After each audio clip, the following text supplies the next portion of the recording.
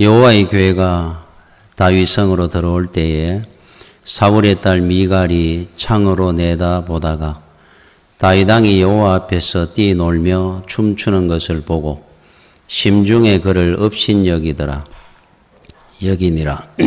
여호와의 궤를 메고 들어가서 다윗이 그것을 위하여 친 장막 가운데 그 준비한 자리에 그것을 두매 다윗이 번제와 화목제를 여호와 앞에 드리니라.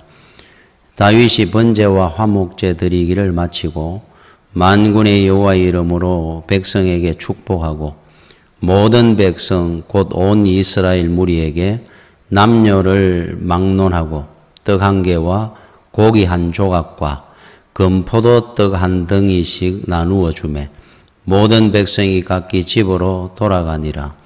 다윗이 자기의 가족에게 축복하러 돌아오매 사울의 딸 미갈이 나와서 다윗을 맞으며 이르되 이스라엘 왕이 오늘 어떻게 영화로우신지 방탕한 자가 염치 없이 자기의 몸을 드러내는 것처럼 오늘 그의 신복의 계집종의 눈앞에서 몸을 드러내셨도다 하니 다윗이 미갈에게 이르되 이는 여호와 앞에서 한 것이니라.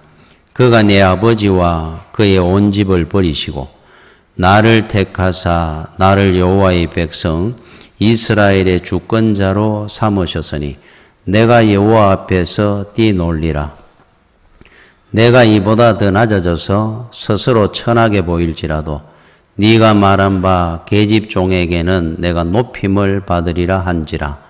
그러므로 사울의 딸 미갈이 죽는 날까지 그에게 자식이 없으니라. 아멘. 우리는 살면서 무엇을 어떻게 보느냐에 따라서 결과와 인생이 달라집니다. 예를 들면은 내 자신을 내가 어떻게 평가하느냐, 어떻게 바라보느냐, 또 우리가 믿는 주님을, 예수 그리스도를 우리가 어떻게 바라보고 믿느냐, 또 이 세상이나 다른 사람을 내가 어떻게 보느냐에 따라서 내 삶이, 인생이 달라질 겁니다. 예를 들면 먼저 내 자신을 내가 어떻게 보고 사느냐, 어떻게 평가하고 사느냐 하는 겁니다. 1950년 노벨 평화상을 받았던 버틀랜드 러셀이라는 분이 있어요. 이분이 어느 날 자기 정원을 바라보고 있는데 친구가 놀러를 와가지고 무엇을 그리 골똘히 바라보고 있습니까? 물었습니다. 그때 러셀이 이렇게 말을 합니다. 나는 뛰어난 과학자들과 이야기를 나눌 때마다 내 인생이 더 이상 희망이 없다는 것을 느낍니다. 그러나 정원과 마주하고 있을 때면 내 인생이 찬란하게 빛나는 듯한 확신이 듭니다. 그래서요. 뛰어난 지성인들 주변에 많았겠죠. 과학자들과 이야기를 나누다 보면은 참 앞날에 내가 소망이 없구나 이렇게 비관이 되는데 자기 정원에 있는 꽃들, 나무를 이래 보다 보면은 참 내 인생은 찬란한 인생이구나 하면서 희망을 가지게 된다. 왜 그렇겠습니까? 여러분, 우리가 자연이나 대자연들이나 산이나 이렇게 가서 보면은 굉장히 마음이 평온해지고, 참 그 마음 속에 그동안 쌓였던 어떤 스트레스나 이런 것들도 이렇게 풀리고, 그 이유가 어디에 있다 생각합니까? 우리는 믿는 사람이라서 우리는 답을 압니다. 바로 만물을 창조하신 창조주 하나님의 숨결을, 하나님을 거기서 우리는 만나고 보기 때문에 그래요. 꽃 하나를 보면서, 나무 하나를 보면서, 산을 보고 계곡을 보면서 느끼는 게 아니고 실제로 우리 심령 속에 움직이는 하나님의 숨결을 우리는 느껴서 그런 겁니다. 근데 이제 그거는 믿지 않는 사람이나 믿는 사람이나 그거는 똑같이 느끼는데 그 답을 모르는 거죠, 저분들은. 자연을 보고 우리의 마음이 평안해지고, 우리 속에 소망이 생기고, 자연이 우리에게 안식을 주고 이렇게 생각을 합니다. 자연을 만드신 창조주 하나님이 숨결을 우리한테 느끼기 때문인데 그거를 못 느껴서 그런 거예요. 우리 자신이나 우리 현실만 보면은 사실은 우리는 늘 머리가 아픕니다. 소망이 없어 보입니다. 그러나 하나님께서 우리 인생을 창조하실 때 세상 만물보다 귀하고 세상의 어떤 아름다운 자연보다 아름다운 존재로 우리를 만들었거든요. 그래서 하나님을 만나고 나면 내 자신을 평가하는 게 달라집니다. 귀하죠. 아름답습니다. 우리 인생 자체가. 나태주라는 시인이 풀꽃이라는 그 제목의 시에 여러분들도 많이 들어봤을 겁니다.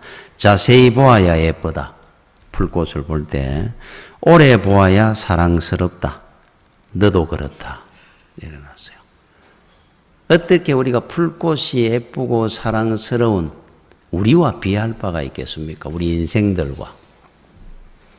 여러분들은 아름답고 귀한 존재들입니다. 사실은 엄청나게 아름답고 귀한 존재죠. 존귀한 자들입니다. 이 레온 트로츠키라는 분이 있어요. 1917년 러시아 혁명 당시에 공산혁명 때 지도자였습니다. 레닌, 스탈린 이래 같이 일으킬 때. 그런데 이제 성공하고 난 뒤에 스탈린과 권력 투쟁에서 밀리면서 해외로 망명을 합니다. 살기 위해서. 터키로, 프랑스로, 노르웨이로, 멕시코로. 왜 자꾸 이동하며 다녔느냐 하니까 암살 위험에. 스탈린이 끊임없이 암살을 하려고 따라다니니까. 그래서 사는 곳마다 숨어 살며 신분을 속이고 사는데도 불구하고 불안하니까 터키로 도망을 갔다가 프랑스로 갔다가 노르웨이로 갔다가 계속 추적되어 오니까 얼마나 불안했겠으면 인생이 누가 나를 죽이려 한다고 한번 생각을 해 보십시오. 어느 조직에서. 멕시코까지 갔다가 결국 1940년 8월 달에 암살을 결국 당합니다. 죽임을 당하는데 암살 당하기 일주일 전에 이분이 썼는 메모지 같이 글이 하나 있습니다. 그냥 써놨는 글이 하나, 유언처럼 이제 남아있는 겁니다. 아무것도 없는 쓰니까. 거기에 이런 글이 있습니다. 방금 전 나타샤가 마당을 질러와 창문을 활짝 열어 주었기에 나타샤라는 어떤 분이 있었던 모양이에요. 가정부같이. 공기가 훨씬 자유롭게 내 방으로 들어오게 되었다. 벽 아래로 빛나는 연초록 잔디밭과 벽 위로는 투명하게 푸른 하늘, 그리고 모든 것을 비추는 햇살이 보인다.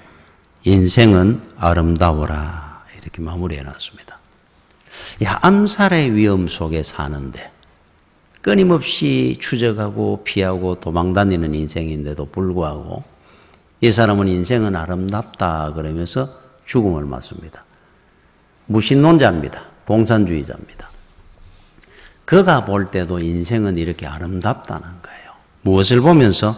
맑은 공기, 햇살, 잔디밭, 푸른 하늘을 보는데. 그죠?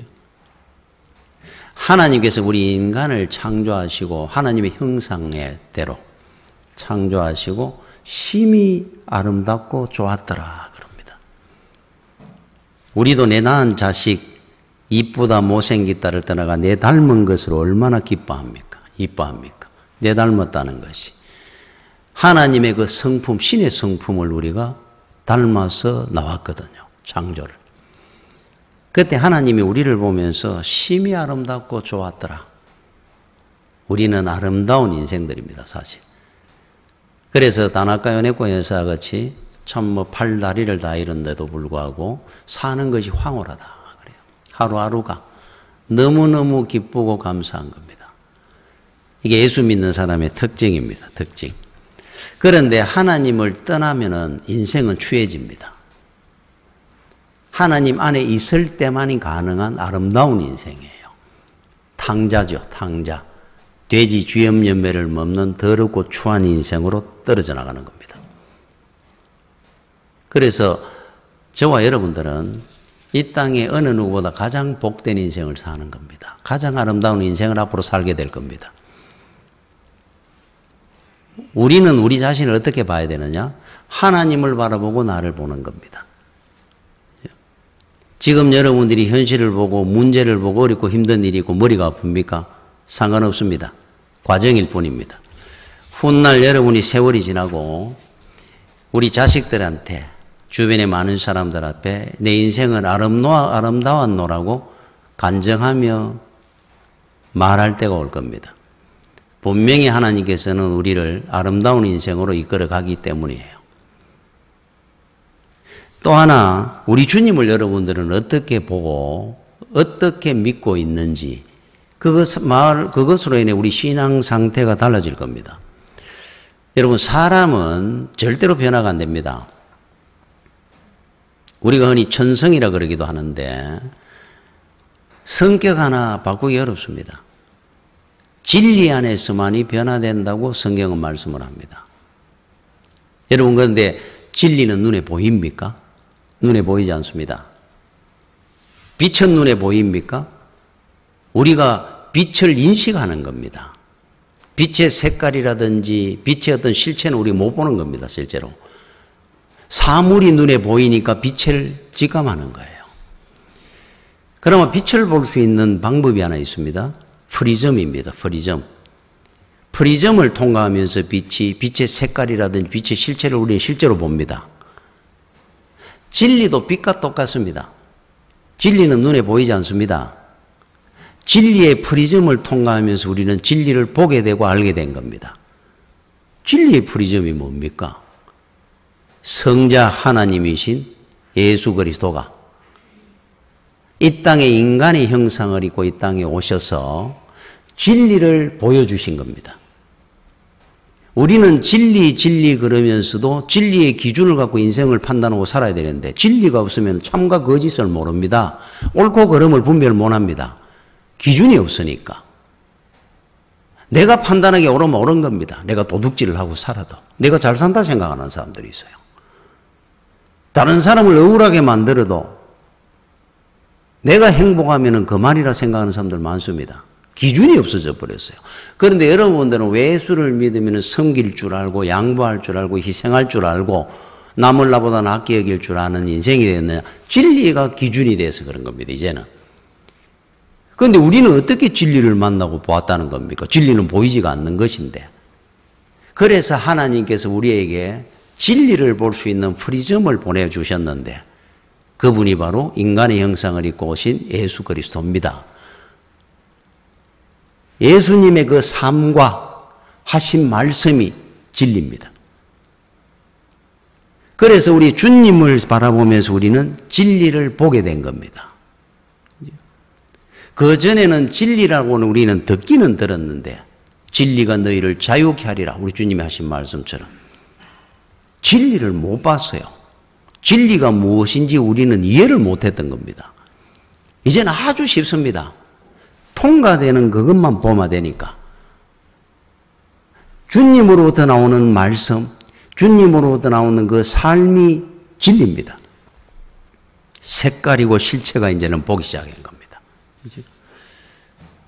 그래서 우리는 예수 그리스도를 우리는 바르게 믿을 수 있게 된 거예요.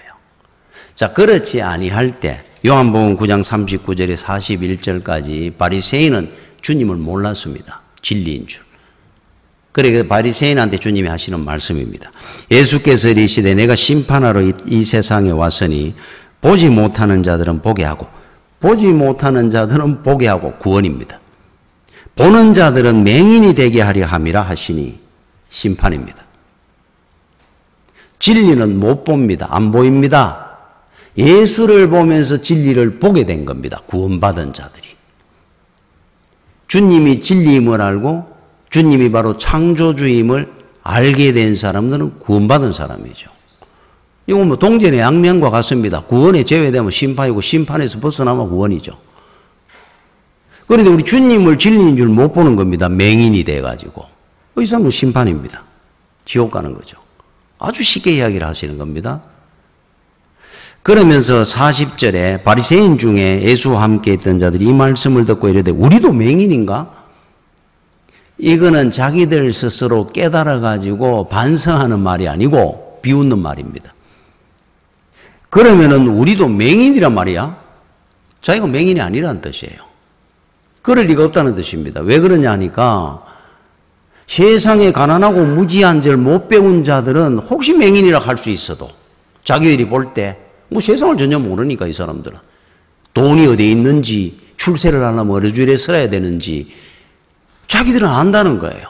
그래서 이 사람들은 재물도 많이 챙기고 살고 권세도 갖고 살고 명예도 누리고 살고 다 가지고 있습니다. 자기들 보고 맹인이면 우리가 어떻게 이렇게 이루었겠느냐는 거예요. 저 사람들이 맹인이면 몰라도 우리가 맹인이란 말이야. 주님은 지금 진리를 말씀하고 계시는데 이렇게 무지해져 버리는 겁니다. 여러분들이 우리가 과거에 옛날에 예수 믿을 때 어떻게 믿었는가 한번 생각을 해보십시오. 저는 어릴 때 늘 생각이 납니다. 뜨거웠잖아요. 우리가 주여 삼창하는 말이 그때 얼마나 많이 나왔습니까? 어디 가면은 주여 삼창거래가 주여 주여 3번씩 소리 질러 부르고 부흥회를 하면은 1시간 2시간 준비 찬양함이 기진맥진하도록 땀을 흘리며 찬송을 했고 은사를 받겠다고 방언을 받겠다고 할렐루야를 갖다가 100번 200번씩 할렐루야 할렐루야 그럼 은사 안 받아보려고 그때 우리가 생각하면은 참 무식하게 예수를 믿었다 생각합니까? 뜨거웠죠.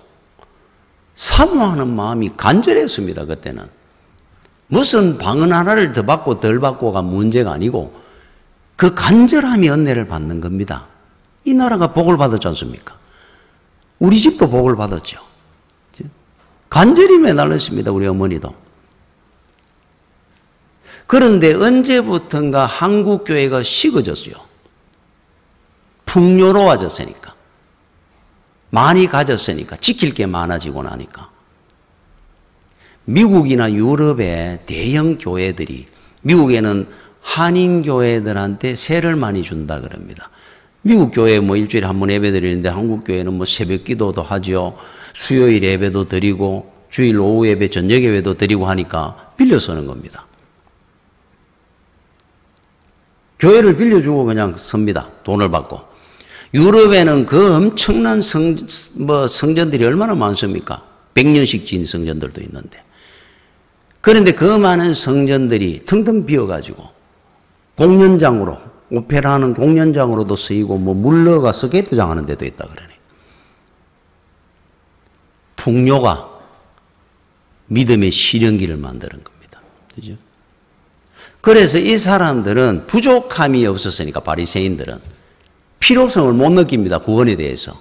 여러분 이 땅에 사는 것이 천국처럼 사는데 무슨 천국을 그렇게 사모하겠어요? 바리새인입니다. 바리새인. 자 그러면서 41절에 말씀을 합니다. 예수께서 이르시되 너희가 맹인이 되었더라면 죄가 없으려니와 본다고 하니 너희 죄가 그대로 있느니라.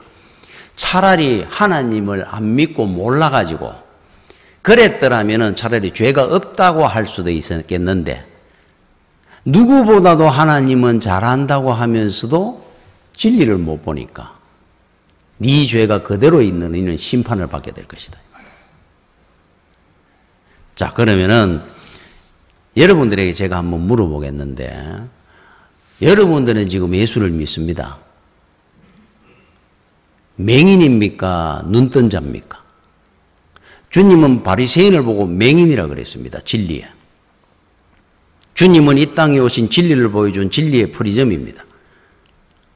우리는 예수님에 대해서 마태, 마가, 누가, 요한복음을 통해 주님의 행적과 말씀을 그대로 수십 번, 수백 번 듣고 보았습니다. 진리를. 그런데 여러분들한테 제가 묻는 이유는 바리새인처럼 여러분들은 맹인입니까? 눈뜬 자입니까? 왜 제가 이렇게 묻느냐 하면은 예수님을 어떻게 알고 믿는 겁니까? 진리입니까? 아니면은 행복입니까? 출세입니까? 돈입니까? 건강입니까? 형통입니까? 인기입니까? 여러분들이 예수 믿는 목적, 예수님을 어떻게 알고 예수를 믿고 있습니까, 지금? 그렇다고 한다면은 바리새인과 다를 바가 하나도 없는 맹인입니다. 보는 자 같지만은 전혀 못 보고 예수를 믿는 거예요. 실제로 예수님을 믿어가지고 여러분들이 형통하다, 복이다, 뭐 출세한다, 건강해진다, 예수를 믿으면은 이쪽과 반대입니다. 잘못 보고 있는 겁니다. 실제로는. 예수를 믿으면 첫 번째 오는 것이 엄청나게 시련이나 고난이나 뭐 세상에 왕따도 당하고, 그게 예수 믿는 사람들의 특징입니다. 실제로는. 우리 믿음의 조상들 한번 보십시오. 다니엘이나 사드락 메사가 벤노고 모르드게 전부 그 시대의 왕따들이었어요. 사람들한테. 얼마나 미웠으면은 다니엘을 사자굴에 넣어서 죽이려고 계획을 짜가 만드는 겁니다. 작전을. 주변에 전부 적들입니다. 다윗은 얼마나, 원수들이 얼마나 많았는지, 늘 시편을 보면은 내 원수가 별처럼 많다 그러고 뭐 기와창만큼 많다 이런 표현을 쓰잖아요. 여러분, 노아가 산후에서 120년간 방주를 지었습니다. 120년간. 친구 좋아하고 세상 좋아하는 사람 같으면 120년간 그 산꼭대기에서 혼자 자식 3명하고 방주 그 큰 배를 120년간 짓겠습니까? 1년이라도 배 만든다고 하나님 말씀 순종해가 친구 보고 싶어가 세상이 좋은데 산꼭대기 혼자 올라가갖고 배 만들으라고 하면 배 만들겠습니까? 세상에 둘도 없는 왕따입니다. 그분은. 제가 볼 때 가까운 친구도 없었는 것 같아요. 가까운 친척도 별로 없었는 것 같아요. 하나님을 벗삼아 가는 길이 믿음의 길입니다. 사실. 세상에 여러분 직장 동료도 있고 물론 우리 동창들도 있고 친구들이 있겠죠. 그 의식보다 하나님만이, 주님만이 나의 벗이라 생각하고 사는 사람들이 온전한 믿음의 길을 가는 사람들입니다. 그 길을 갔던 사람들입니다. 반대잖아요. 아브라함이 재물을 원했더라면, 세상을 원했다면 소돔 땅으로 갔어야죠. 그 벌판, 혈혈단신으로 그 황야의 길을, 헤브론의 길을 갔겠습니까? 혈혈단신이라 그랬잖아요. 왕따대가 혼자 갔던 길입니다. 그 길이. 믿음의 조상이 됐습니다.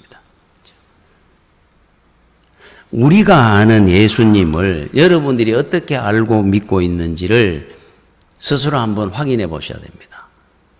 예수를 어떻게 믿고 있는 겁니까? 그렇죠? 예수는 진리입니다. 생명이고 구원입니다. 이 땅의 모든 걸 우리한테 주기 위해서 이 땅에 오신 분이 아니고 우리의 영혼을 구원하기 위해서 이 땅에 오신 진리 되시는 분이에요. 바르게 예수를 여러분들이 믿어야 주님을 만나게 될 겁니다. 아니면은 여러분들은 진리 안에 맹인입니다. 보는 자 같으나 보지 못하는 자고, 보지 못하는 자 같지만은 실제로 그분이 주님을 만나고 있다면은 그분은 보는 자입니다. 소경이라 할지라도. 자, 오늘 세 번째, 오늘 제가 읽었던 본문입니다. 여러분, 이웃을 여러분들은 그 대신에 또 어떻게 보고 있습니까? 주님을, 이웃을. 제가 오늘 이 긴 본문을 읽었습니다마는 여기 중요한 구절을, 주제되는 구절을 한번 읽어보겠습니다. 16절. 이게 주제되는 글입니다. 여호와의 궤, 법궤입니다. 법궤. 지성소 안에 있는 법궤. 이게 그 당시에는 뭐 지성소의 성전을 짓기 전이니까. 여호와의 궤가 다윗성으로 들어올 때, 다윗성이라 그랬죠. 예루살렘 성은 나중에 궁궐은 솔로몬 때 14년간 지어집니다. 이거는 그 당시에 조그마한 성입니다. 이름이 다윗성이라 그랬어요. 다윗성으로 들어올 때 사울의 딸 미갈이 창으로 내다보다가 다윗 왕이 여호와 앞에서 뛰놀며 춤추는 것을 보고 심중에 그를 업신여기니라. 자, 법궤, 이스라엘에 하나님이 임재하신다고 하는 법궤가 있습니다. 법궤. 이 법궤를 사사시대, 엘리 대제사장 시대에 블레셋과의 전쟁에서 패배하면서 뺏깁니다. 블레셋에. 뺏겼다 언제 되찾아오느냐면 지금 되찾아오는 겁니다. 그 안에 사울왕 시대도 못 찾아왔고 다윗이 왕이 되면서 마침내 법궤가 돌아오는 겁니다. 이 사람들이 전쟁을 치러가 빼앗아오는 게 아니라 하나님 홀로 영광을 받으시며 돌아왔습니다. 그 과정을 제가 설명을 하지 않겠습니다, 지금은. 자, 그래서 이제 법궤가 돌아옵니다. 다윗 성으로. 얼마나 다윗이 기뻤던지 춤을 췄다 그럽니다. 왕복을 벗어 던지고 에봇을 입고 춤을 췄다는 겁니다. 너무 기뻐가지고. 이 다윗이 원래 스타일입니다, 이분이. 하나님 앞에는 늘 어린아이입니다, 왕이라도. 만조백관들이 보는 데서. 거기서 춤을 춘 거예요. 그런데 그때 미갈이 그거를 어디서 봤다 그럽니까? 성 창문을 열고 내다보고 있는 겁니다. 왕이 법궤가 돌아온다고 해가 기뻐가 춤추고 있는데 왜 왕비는 그 자리에 같이 가지 않았다는 겁니까? 왕 옆에 왕비도 같이 가가지고 같이 기뻐해야 되는 거 아닙니까? 안 나갔다는 거죠. 성 안에 미갈은 누굽니까? 사울의 딸입니다. 사울왕의 딸. 골리앗을 쓰러뜨린 자에게 내 딸을 주겠다. 그래서 결혼했는 미갈입니다. 사울왕의 딸입니다. 공주입니다, 원래. 평소에도 보니까 다윗을 좀 업신여겼던 것 같아요, 제가 볼 때. 법궤가 도로는 엄청난 행사입니다. 만조백관들이 다 나오고 화목제, 번제를 드립니다, 거기서. 근데 왕비라는 사람이 안 나오고 창문 열고 이래가 보고 있는 겁니다. 보다가 다윗이 기뻐하고 덩실덩실 춤을 추는 걸 보고 핀잔 주는 겁니다. 업신여기더라. 저게 무슨 짓이야? 왕이 돼가지고. 그러면서 20절, 21절에 이런 말씀이 나옵니다. 다윗이 자기의 가족에게 축복하러 돌아오매 사울의 딸 미갈이 나와서 다윗을 맞으며 이르되 이스라엘 왕이 오늘 어떻게 영화로우신지 방탕한 자가 염치 없이 자기 몸을 드러내는 것처럼 오늘 그의 신복의 계집종의 눈앞에서 몸을 드러내셨도다. 핀잔 주고 있습니다. 참 얼마나 영화롭고 좋았으면은 왕이라는 분이 방탕한 자가 염치 없이 몸을 울릉울릉 다 벗어가 춤추는 것처럼 춤추는 것을 이 신하들이 어린 계집 아이들이 계집종들이 다 보도록 그렇게 춤을 추나이까 비아냥되는 거예요. 그때 다윗이 이런 말을 합니다. 다윗이 미갈에게 이르되 이는 여호와 앞에서 한 것이라. 내가 네 아버지와 그의 온 집을 버리시고 나를 택하사 나를 여호와의 백성 이스라엘로 주권자로 삼으셨으니 내가 여호와 앞에서 나는 뛰놀리라. 이 다윗의 자세입니다, 이게. 내가 왕이 된 것이 그저 됐느냐? 내 힘으로 됐느냐? 하나님께서 나한테 은혜를 주시고 내가 왕될 자격이나 있는 사람이었느냐? 이세의 집안, 그 가난한 집안의 8번째 막내로 태어나가지고 사무엘이 이 집에 왕될 자가 있다 기름 부으러 왔을 때도 아버지도 나를 버리시고 다른 형들은 다 한차 안 놓고 너그 중에 왕될 자가 있는 모에 한번 기다려봐라. 니는 아니니까 니는 가 양치고 있어라. 그랬던 내를 하나님께 세우셔서 왕으로 삼으시고 골리앗을 쓰러뜨리게 하시고 장수가 되게 하시고 백전백승하도록 만들어주시고 그 하나님 앞에 나는 원 없이 춤을 추고 뛰어놀 것이다. 내가 뭘 잘못했다는 것이냐. 자, 미갈과 다윗입니다. 자, 여러분들은 어떻습니까? 한번 생각해 보십시오. 우리가 하나님 앞에 받은 은혜가 다윗보다도 못해서 여러분들은 춤을 안 추고 사는 겁니까? 우리는 매일 춤을 춰도 모자랄 것 같아요. 저도. 다윗만 받은 은혜가 있어가 춤을 추는 겁니까? 하나님 앞에?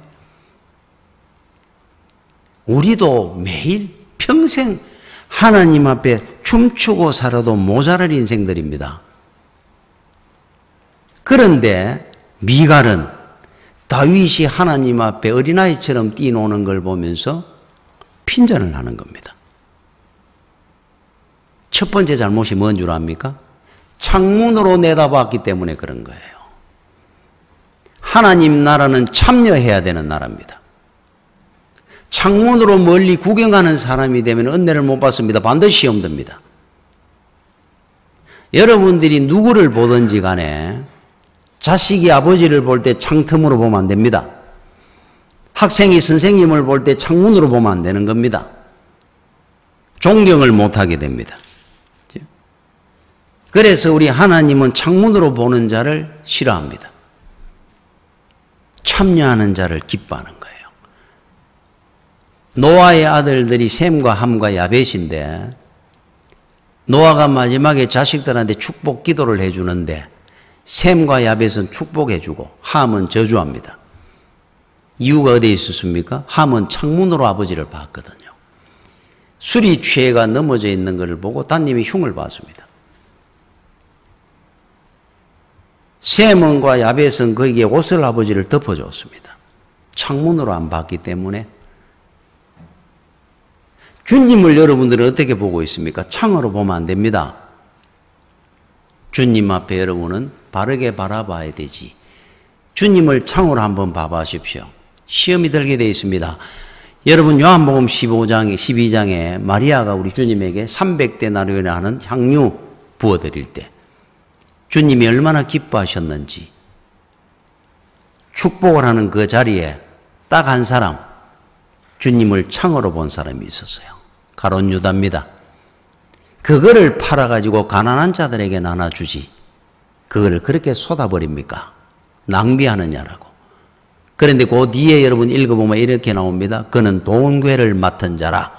재정을 봤단 말이에요. 동괴를 맡은 자라. 그는 곧 도둑이더라. 자기가 도둑질하는 사람이 주님을 보며 창으로 보다 보니까 비판하고 있다. 주님이 냉정하게 기록을 해놨습니다. 왜 예수를 믿는 여러분이 시험이 됩니까? 창으로 보니까 그런 거예요. 참여하지 않는 사람은 은혜를 못 받는다는 뜻입니다. 하나님 나라는. 여러분 성가대를 합니다. 찬양을 합니다. 우리는 알아서 듣습니다. 앉아가. 들을 때 받는 은혜는 하는 사람의 은혜가 비교할 바가 안 됩니다. 사실은. 하나님 나라는. 그리 헌신할 때 그 은혜가 얼마나 큽니까? 우리가 듣다 보면 저 교회 찬양을 갖다 우리 교회는 찬양을 잘한다, 화음이 좋다, 못한다 판단을 할 줄 몰라도 아무리 못해도 아무리 화음이 제대로 안 되는 찬양을 한다 할지라도 하는 분들의 은혜는 이해를 못하는 거예요. 그래서 하나님 나라는 창문으로 들여다보는 나라가 아니고 내가 참여하는 나라입니다. 인생은 어디선가 춤을 추고 삽니다. 사실. 하나님 앞에 춤을 추느냐 사람 앞에 춤을 추느냐 이 차이지 우리도 춤을 추고 살아요. 사람을 의식하고 사람 앞에 춤을 추는 사람은 그 춤이 함정이 되고 배신이 되고 불행이 옵니다. 반드시. 오늘 여기 다윗은 방탕한 자처럼 옷을 벗어 던지고 하나님 앞에 기뻐하며 춤을 췄습니다. 사람 앞에 부끄러움이 당하지 않습니다. 이 사람은. 그런데 사람 앞에 옷을 벗어 던지고 술이 취해가 방탕한 자가 되어 춤을 춰보십시오. 언젠가 그 인생은 비천한 인생이 되고 함정이 되고 배신으로 다가올 겁니다. 여러분이 분명히 알아야 됩니다. 여러분들은 누구 앞에 지금 춤을 추고 있습니까? 어딘가 우리는 춤을 추고 삽니다. 그런데 많은 사람들이 세상에 사람 앞에 춤을 추고 살아요. 그들이 내 인생의 생사화복의 주인인 것처럼. 하나님 앞에 춤을 추는 자는 다윗처럼 영원한 복을 받고 사람 앞에 춤을 추게 되면 비천한 인생이 됩니다. 그런데 단장 하나님은 안 보이니까 하나님 앞에 춤추지 않습니다. 예수를 믿는데도 사람을 찾아다니며 춤을 춘단 말이에요. 하나님 앞에 다윗처럼 춤추는 자가 되십시오. 여러분 토마스 울시라는 대사제가 있었습니다. 이분은 영국의 헨리 8세 시절에 대사제였어요. 토마스 울시라는 분이. 그 당시에 왕의 비유를 참 잘 맞습니다. 이 사제라는 분이. 왕이 원하는 것을 갖다가 똑같이 옆에서 박자도 잘 맞춰주고 비도 잘 맞춰주고 그래서 출세도 했습니다. 재물도 많이 모았습니다. 권세도 누리고 왕처럼 누리고 살았습니다. 이분이. 왕의 비유를 갖다가 그렇게 잘 맞췄으니까 영광을 같이 누리고 살은 겁니다. 오래 가겠습니까? 20여 년을 그렇게 살았는데 평생 갈 줄 알았죠. 헨리 8세가 재혼을 하는 문제가 터진 거예요. 결혼 문제. 그 당시에 교황청의 허락을 받아야 됩니다. 교황이 이것은 불허한다 결정해 놨어요. 그러면서 왜 이런 문제가 생겼는지 요즘 말하면 이제 감사가 나온 겁니다. 그때 헨리 8세가 상당히 입장이 난처해지다 보니까 교황청하고 싸울 수도 없고 그 신하들하고 모의를 해서 어떤 결정을 하느냐면 토마스 올스한테 44가지 죄목을 달아가지고 희생양으로 만들어버립니다. 20여 년간 왕 앞에서 그렇게 비율을 맞춰가며 많은 영광을 누리고 살았는데 그 앞에 춤을 추고 살은 겁니다. 이분은. 마지막에 그렇게 버림받을 줄 꿈에도 몰랐을 거예요. 44가지 죄목으로 교황청에 끌려가가지고 다 뒤집어 쓴 겁니다. 이 사람이. 왕이 재혼하는데 자기가 다 뒤집어 쓴 거예요. 엄청난 고문을 당하다가 감옥에서 죽습니다. 그러면서 이 사람이 마지막에 뭐라고 이야기한 줄 압니까? 내가 국왕을 위하여 충성을 다한 것 같이 하나님을 차라리 섬겼더라면 오늘날 하나님 앞에 버림받는 이 슬픔을 나는 맛보지는 않았을 것이다. 죽을 때 원하는 겁니다.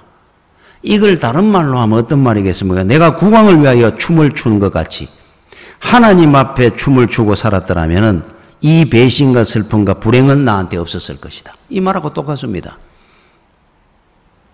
누구한테 춤을 추고 삽니까, 여러분? 그죠? 하나님 앞에 춤추는 자를 업신여긴단 말입니까? 하나님 앞에 춤추고 살아야 됩니다. 어린아이처럼 뛰놀고 살아야죠. 받은 은혜가 우리가 얼마나 많습니까? 평생을 춤을 춰도 다 못할 은혜인데 그런데 하나님 앞에는 다윗처럼 평생에 춤 한 번 춰본 적이 없습니다. 사람 앞에는 비율을 맞추며 끊임없이 춤을 추고 살면서 그건 헛살고 있는 겁니다. 헛고생하는 겁니다. 다윗처럼 사십시오. 창문으로 들여다보지 말고 사람을 보든지 누구 앞에 우리 주님을 바라보든지 참여하는 자가 되어야 됩니다. 여러분, 사도 바울이 다메섹 도상의 언덕에서 주님을 만납니다. 초대교회 성도들을 포박하고 잡아들이기 위해서 갔다가 그 언덕을 넘어가다가 빛 가운데, 찬란한 빛 가운데 주님을 만납니다. 나는 네가 핍박하는 예수다. 그런데 그 순간에 시력을 잃어버립니다. 앞이 전혀 안 보입니다. 그 찬란한 빛에 시력을 잃어버렸어요. 아나니아라는 제자를 찾아가 가지고 안수를 받고 눈을 뜨는데 그때 그냥 눈을 뜬 것이 아니고 눈을 뜰 때 눈에 비늘이 팍 덮어 있다 그럽니다. 비늘이 벗겨졌다 그럽니다. 비늘이. 자, 눈에 시력을 잃었다가 다시 그 갈 때까지야 뭐 비늘이 허에 붙은 게 없었겠죠. 기도를 하고 나니까 떨어지는데 하얀 비늘이 떨어지면 눈을 뜬 겁니다. 비늘이 뭡니까? 무슨 의미였다고 생각합니까? 옛날의 눈입니다. 옛날의 눈. 비늘 낀 눈으로 바울은 그동안 살았던 겁니다. 자기 교만, 정오, 미움, 흑백 논리, 나는 백이면 저 사람은 흑이고 나는 의인이고 저 사람은 악인이고 죄인이고 그 비늘을 끼고 살았던 세월입니다. 그것을 우리 주님께서 벗겨내는 겁니다. 많은 색깔이 있는 사람들을 다 볼 수 있도록 주님을 만날 수 있도록. 여러분, 미국에는 생명이 900만 명이 써 있다 그러나요? 우리나라도 생명인 분들이 많이 있죠. 그런데 이 생명이라는 것을 제일 먼저 발견을 한 사람이 존 달톤 하는 분이에요. 1700년대 화학자입니다, 이분은. 이분이 어떻게 자기가 생명인 줄 알았냐면은 장례식장에 옷을 입고 가는데 이 옷을 이제 정장을 입고 가는데 양복을 입고 안에다가 조끼를 하나 입고 이제 장례식장을 갔습니다. 근데 그 조끼가 빨간 조끼인 줄 몰랐는 겁니다. 이분은 자기가 볼 때 까만 조끼라고 생각을 했어요. 망신을 당한 겁니다. 장례식장에 빨간 조끼를 입고 왔느냐. 그때 자기가 색깔을 못 보는구나, 내 눈이. 그때 처음 깨달은 겁니다. 그래서 이분의 생명이라는 것을 처음 발견을 내가 논문을 썼어요. 그런데 이제 그걸 이제 달톤 정색하기도 합니다. 생명을. 요즘은 뭐 콘택트가 있다 그러니 생명 콘택트 렌즈가. 자, 여러분 한번 보십시오. 생명이 내가 세상에 흙과 백으로만 본다면 생각해 보십시오. 이 아름다운 세상에 이 자연을 이 아름다움을 못 보고 얼마나 그게 참 불행입니까?